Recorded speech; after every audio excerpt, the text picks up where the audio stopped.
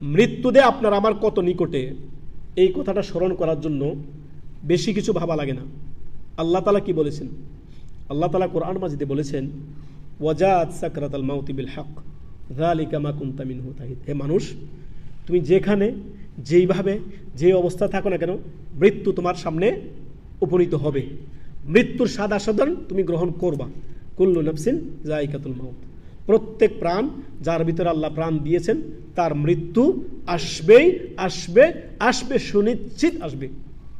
প্রত্যেক প্রাণের মৃত্যু আসবে। আপনি আমি যে আমরা মৃত্যুকে ভুলে আছি, মৃত্যুকে স্মরণ করার জন্য কয়েকটি আপনার উপায় বলি। যে মৌতে যে কোনো সময় আপনার আমার সামনে আসতে পারে, এটার একটি উদাহরণ মৃত্যুকে স্মরণ করার জন্য একটি বড় উদাহরণ হচ্ছে আপনি বিভিন্ন হসপিটালগুলো মাঝে মধ্যে ভিজিট করিয়েন। আর তার মধ্যে সবচেয়ে আপনার মানে এফেক্টেবল যে উপায়, সেটি হচ্ছে মাঝে মধ্যে আপনি কবর জিয়ারত করতে যাবেন। কি করতে যাবেন? কবর জিয়ারত করতে যখন যাবেন, রাসূলুল্লাহ সাল্লাল্লাহু আলাইহি সাল্লাম বলেছেন যে জুরুল কবর, তোমরা কবর জিয়ারত করো, ফাইন্নাহা তুযাক্কিরুকুমুল আখিরা।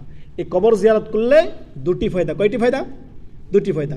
একটি ফায়দা হচ্ছে কবরবাসীর, আপনি কবর জিয়ারত করতে গেলেন, কবরবাসীর জন্য দোয়া করলেন। আরেকটি ফায়দা হচ্ছে আপনার তুযাক্কিরুকুমুল আখিরা, আপনাকে পরকাল স্মরণ করে দিল যে আমিও এই যে আজকে এত বড় রাষ্ট্রপতি, আমি আজকে এত বড় পুঁজিপতি, বা আজকে আমি এত বড় নেতা, এত বড় আমি উমক ততমক ধনাঢ্য ব্যক্তি, আমি ওই নিঃস্ব হয়ে একবারে দুটি তিনটি কাপড়ে, এই কাফনের কাপড়ে আমাকে কবরে শোয়ানো হবে। কি হবে? নিঃস্ব হয়ে, কোনো কিছু নেই, টাকা পয়সা ধন দৌলত, কাফনের কোনো পকেট নাই, কিচ্ছু যাবে না। দুনিয়ার জীবন ওমাল হায়াতুদ দুনিয়া ইল্লা মাতাউল গুরুর, প্রতীক জীবন ধোকার সামগ্রী ছাড়া আর কিছুই নয়। তো মৌতকে এত ভাবিয়েন না যে 70-80 বছরে আমার মৌত আসবে। এখন যুবকদের মধ্যে দেখা যাচ্ছে, তরুণদের মধ্যে মৃত্যুর হার বেড়ে যাচ্ছে। কেন? এই যে বিভিন্ন পাপাচারের কারণে। একটাই ধনু, জীবনের মধ্যে পাপাচার চতুর্দিক থেকে আমাদেরকে ঘিরে নিয়েছে। পাপাচারে যখন মানুষ লিপ্ত হয়ে যায়, তার আত্মাটা মরে যায়। আত্মাটা কি করে? মরে যায়। এই আত্মার মধ্যে নূর না থেকে সেখানে শয়তানে বাসা বাঁধে। যখন পাপে মানুষের জীবনটা, অন্তরকে দেখেন, এত পুত পবিত্র একটা সুন্দর জীবনকে আপনি যখন পাপ দিয়ে পরিপূর্ণ করে অন্তরটাকে কালো করে দিয়েছেন, অন্তরটাকে মেরে ফেলেছেন, তখন কি করবে অন্তর? সে হতাশ।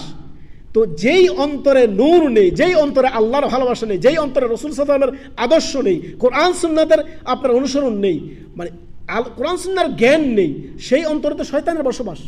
অতএব মৌতকে স্মরণ করার জন্য বড় একটি বিষয় হচ্ছে আপনি মাঝে মাঝে কবর জিয়ারত করবেন।